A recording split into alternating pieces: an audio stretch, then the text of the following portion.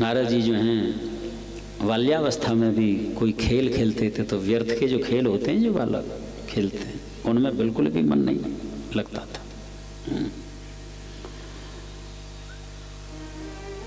माँ जो है भक्ता थी, संस्कार आए।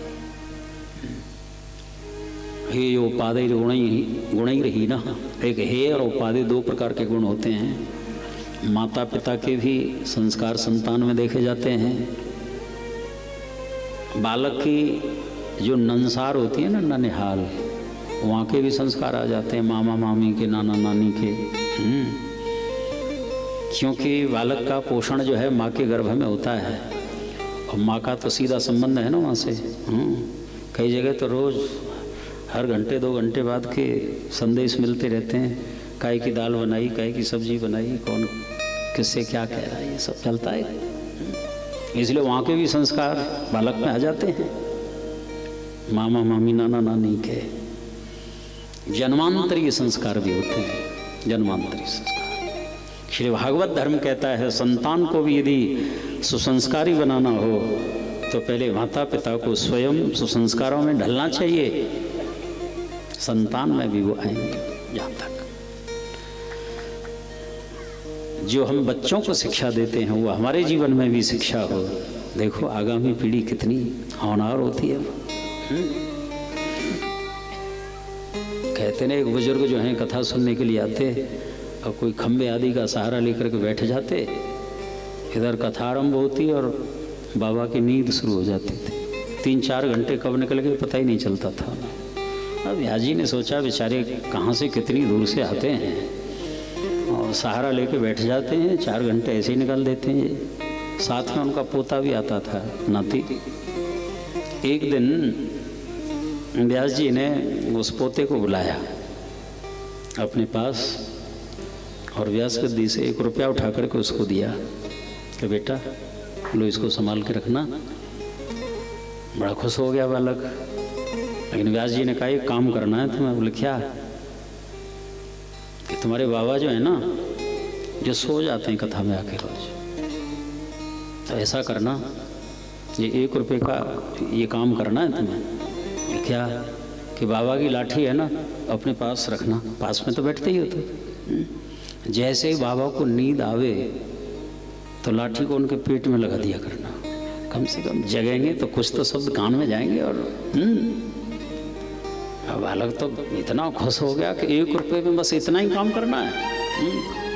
महाराज जी मैं बाबा को बिल्कुल नहीं सोने दूंगा कल, आप चिंता न करें। अगले दिन बाबा नाती दोनों आए, बाबा बैठ गए। अब और दिन तो बालक की निगाह जो है व्यास गद्दी की ओर रहती थी। आज बाबा के मुखार बिंद है, कहूँ बाबा को नींद नहीं आ जाए। अब जैसे बाबा को झपकी आने लगी और तुरंत पेट में वो लाठी लगाई। अब समाज में बैठ के अब डांट भी नहीं सकते। उल्टा चोर कोतवाल को डांटे, ऐसा कैसे हो। अब जब जब बाबा को नींद आए 4 घंटे सोने ही नहीं दिया। बाबा बड़े परेशान, चले गए कथा सुन के प्रसाद लेके। अगले दिन फिर आए, जहाँ बैठते थे बैठ गए। बाबा की नींद शुरू हो गई, कथा चलती रही, सोते रहे बाबा। कथा के विश्राम में व्यास जी ने उस बालक को बुलाया कि देख परसों हमने तेरे को 1 रुपया दिया था, तो कल तो तूने बिल्कुल नहीं सोने दिया बाबा को, 1 मिनट भी नहीं सोने दिया, और आज पूरे सोते रहे और रोज रोज रुपया देना है तुझे हमें, आज क्यों नहीं जगाया। उस बालक ने कहा महाराज जी देखो परसों आपने 1 रुपया दिया था, मैंने बाबा को बिल्कुल भी सोने नहीं दिया, लेकिन यहाँ से जाने के बाद बाबा ने मुझे 2 रुपये दिए कि बेटा मेहरबानी करके मेरे को जगाना मत, है ना, सोने देना।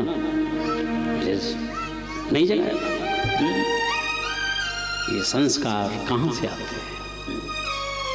इसलिए गीता जी में ठाकुर जी कहते हैं यद्यदाचरते श्रेष्ठ तत्तदेवे तरोजनः सायत् प्रमाणम कुरुते लोकस्तदनुवर्तते। चाहे घर हो, समाज हो, देश हो, जो श्रेष्ठ पुरुष कहे जाते हैं उनका आचरण ही इतर लोगों के लिए प्रमाण होता है। बालकों के लिए घर के वरिष्ठ लोग जो हैं ये प्रमाण रूप होते हैं। उनकी चेष्टाएं, बोल चाल, खान पान, वही संस्कार बनते हैं। आज व्यवहार में देखा जाता है मनुष्य बड़ा गर्व करता है, इतना परिवार है, इतने लोग हैं, इतने बेटा बेटी, इतने शिक्षित हैं, और ये सब बड़ा गर्व करते हैं इस बात का। लेकिन कुछ नियम लागू किया जाए कि घर में लहसुन प्याज ये नहीं बननी चाहिए, रोज भगवान का कुछ पूजा पाठ करना चाहिए नियम से। अब इस बात में कई माता पिता बिल्कुल कमज़ोर हो जाते हैं। महाराज बच्चे मानते नहीं हैं, क्या करें। वहाँ बिल्कुल भी नहीं चलती, और बाकी सर्व खूब गर्व की बातें होती हैं। नहीं, ये सुसंस्कार जीवन की सबसे बड़ी संपत्ति होती है सज्जनों। ये जी बाल्यावस्था में ही संतान में सुसंस्कार रूपी संपत्ति होती है। वो बालक चाहे घर में हो, बाजार में हो, वन में हो, अकेले हो, भीड़ में हो, संस्कार उसकी हर पल रक्षा करते हैं। और संस्कार विहीन जीवन जहाँ भी पतन हो सकता है उसका। आज देवर्षि नारद का चरित्र यही संदेश देता है सज्जनों। बाल्यावस्था से ही बस जो भी चेष्टाएं होती थी भगवत परक होती थी।